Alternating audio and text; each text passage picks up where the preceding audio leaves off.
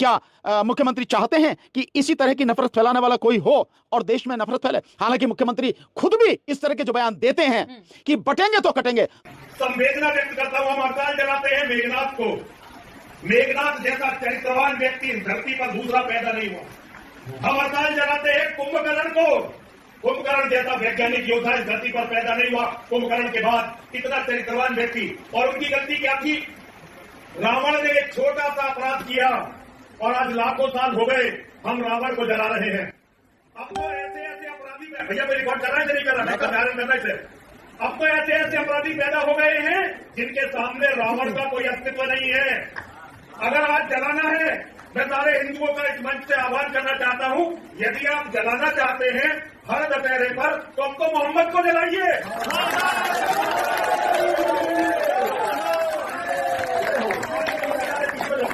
देखो, लाखों करोड़ों बहन बेटियों का बलात्कार जिस व्यक्ति हुआ वो है अरब का लुटेरा मोहम्मद। पूरी दुनिया में जो खून खराबा हो रहा है, जिसके कारण खून खराबा हो रहा है, वो है अरब का दरिंदा मोहम्मद। अगर जलाना है तो मोहम्मद के पुतले जलाने शुरू करो ताकि दुनिया मोहम्मद के के खिलाफ ये बात कह रहे हो तो मोहम्मद साहब केवल भारत के मुस्लिमों को नहीं है, मोहम्मद साहब तो पूरी दुनिया के मुस्लिमों के लिए हैं। सो ये सारी चीजें, और एक व्यक्ति अगर ये कर रहा है, इससे बड़ा देशद्रोह क्या होगा? मुस्लिम समाज ने इस देश के लिए खून दिया है, इतिहास इस बात का गवाह है। कोई ये कही सुनी बातें नहीं है, कहानियां नहीं है, ये इतिहास है जो लिखा हुआ है, जो दुनिया जानती है। केवल भारत के लोग नहीं, दुनिया जानती है। और भारत पे तो पत्थर में लिखा, इतना बड़ा पत्थर इंडिया गेट पे है। वो मुस्लिम समाज के लोग तो देश की आजादी के लिए 64,000 से ज्यादा लोगों ने जो अपनी जान दी, लाखों में है, लेकिन 64,000 के तो नाम ही लिखे इंडिया गेट पर। कि जो व्यक्ति ये बात कह रहा है उसे मोहम्मद साहब के विषय में पहले जान लेना चाहिए। मैं तो ये समझता हूं कि इस देश में जो कोई भी धर्म के आधार पर, जाति के आधार पर नफरत फैलाने में तुला हुआ है, वाकई में ऐसे लोगों को इस देश में या इस धरती पर जिंदा रहने का कोई हक नहीं है, जो केवल और केवल धर्म और जाति के नाम पर नफरत फैला रहे हैं। और दुख इस बात का है कि राज्य सरकारें और केंद्र सरकार लगातार इस तरह के नफरत फैलाने वाले लोगों को किसी भी तरह से कानूनी प्रक्रिया के तहत कोई उनके खिलाफ कार्रवाई नहीं कर रही है, उनके खिलाफ कोई कदम नहीं उठाया जा रहा। तो क्या इसको यह माना जाए कि केंद्र सरकार का और राज्य सरकारों का इनको समर्थन हासिल है? इससे तो लगता ऐसा ही है कि केंद्र में बीजेपी की सरकार है और उत्तर प्रदेश में भी बीजेपी की सरकार है।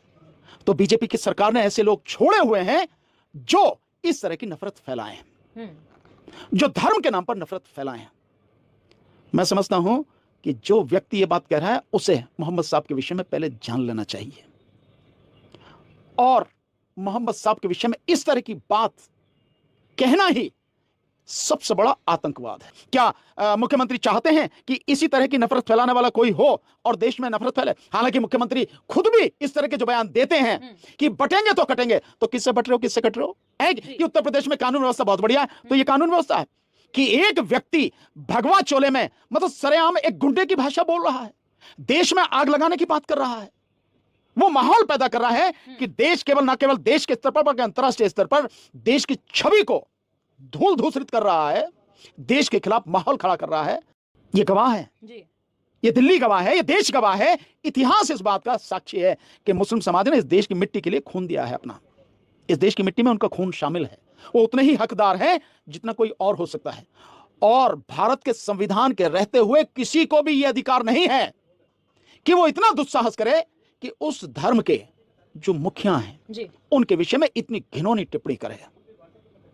तो मैं तो पहले ही कह रहा था, मैंने पहले ही सेंटेंस में जो बात कही थी कि पुतले जलाने की बात नहीं, पुतले क्या, ऐसे लोगों को जला देना चाहिए जो इस देश में नफरत फैलाते हैं और देश के माहौल को बिगाड़कर इस देश को दंगों की आग में झोंकने का प्रयास लगातार कर रहे हैं। और इस साजिश में जितने शामिल हों उन सबके साथ यही होना चाहिए।